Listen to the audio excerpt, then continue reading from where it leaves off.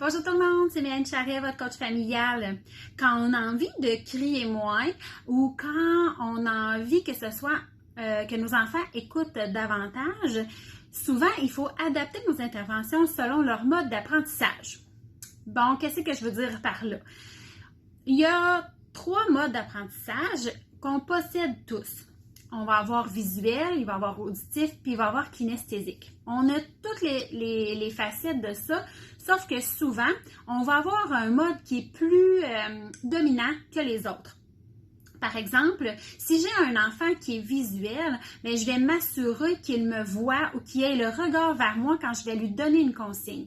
C'est ce qui fait ça va m'empêcher de répéter et ça va m'empêcher de pogner les nerfs. Si j'ai un enfant qui est auditif, dans le fond, je vais m'assurer qu'il m'a entendu. Fait que comme code secret, par exemple, on pourrait se dire, c'est que dès que je te parle, réponds-moi.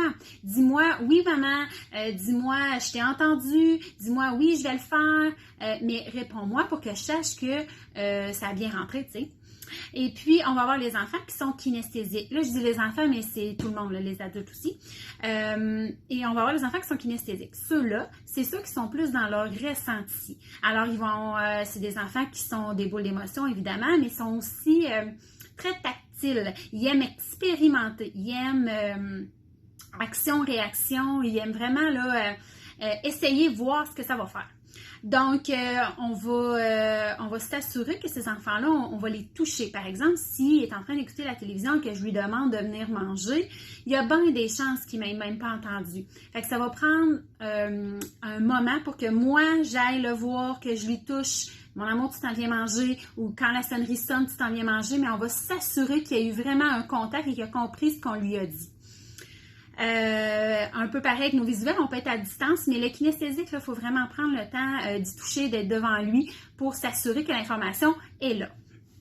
Donc, ces 3 modes d'apprentissage-là sont importants à savoir parce que, oui, pour que nous, on arrête de pogner les nerfs, mais aussi parce qu'un enfant, ça va nous aider aussi au niveau des enfants quand on les chicane. Un enfant qu'on va chicaner parce que, bon, peu importe ce qu'il a fait, puis qui est visuel, il va nécessairement nous regarder. Mais un enfant qui est auditif, même si on l'oblige à nous regarder, c'est juste comme le remettre dans son émotion, il se sent déjà mal. Fait que si on sait qu'on a un enfant auditif, c'est sûr qu'il y a des chances qu'il ne soit pas porté à nous regarder. C'est nous comme parents qui est visuel. Un parent qui est visuel va dire à son enfant, regarde-moi. Mais c'est peut-être pas nécessaire si ton enfant est auditif. Donc, c'est là que il faut s'ajuster selon le mode d'apprentissage de nos enfants.